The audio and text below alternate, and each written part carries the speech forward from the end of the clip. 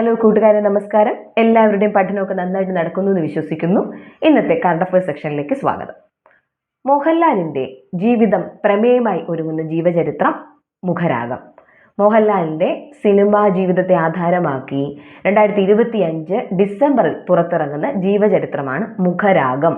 അപ്പോൾ മുഖരാഗം ആരുടെ ജീവിതം പ്രമേയമായ ജീവചരിത്രമാണ് എന്ന് ചോദിച്ചാൽ മോഹൻലാലിന്റെ സിനിമാ ജീവിതം.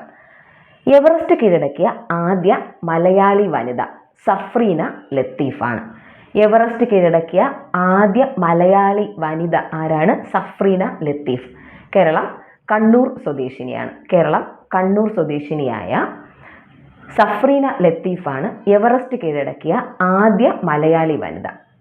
ഇന്റലിജൻസ് ബ്യൂറോയുടെ ഡയറക്ടറായി തപൻ കുമാർ ദേഗ ചുമതലയേറ്റു.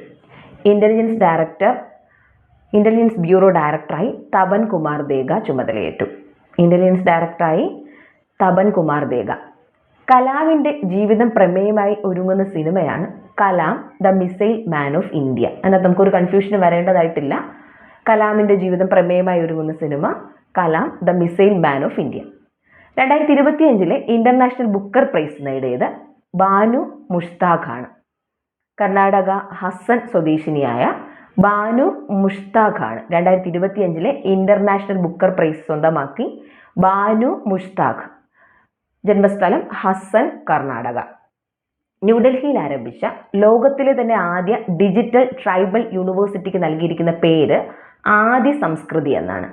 ന്യൂഡൽഹിയിൽ ആരംഭിച്ച ലോകത്തിലെ തന്നെ ആദ്യ digital tribal university Adi Sanskriti. മോഹൻലാലിന്റെ ജീവചരിത്രമാണ് മുഖരാഗം.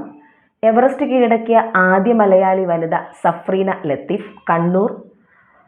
ഇന്റലിജൻസ് ബ്യൂറോയുടെ ഡയറക്ടറായി തപൻ കുമാർ ദേഗ ചുമതലയേറ്റു. കലാമിന്റെ ജീവിതം പ്രമേയമായി ഒരുങ്ങുന്ന സിനിമ Kalam the missile man of India. 2025 International Booker Prize സ്വന്തമാക്കി ബാനു മുഷ്താഖ്, ഹസൻ, കർണാടക. ന്യൂഡൽഹിയിൽ ആരംഭിച്ച ലോകത്തിലെ ആദ്യ ഡിജിറ്റൽ ട്രൈബൽ യൂണിവേഴ്സിറ്റി ആദി സംസ്കൃതിയാണ്. എപ്പോഴും പറയാറുള്ളത് പോലെ ആകെ കുറച്ച് കറണ്ട് അഫയേഴ്സാണ് എല്ലാ ദിവസവും നമ്മൾ ഡിസ്കസ് ചെയ്യുന്നത്. അതൊരു ബുക്കിൽ എഴുതി വെക്കുക, റിവൈസ് ചെയ്യുക.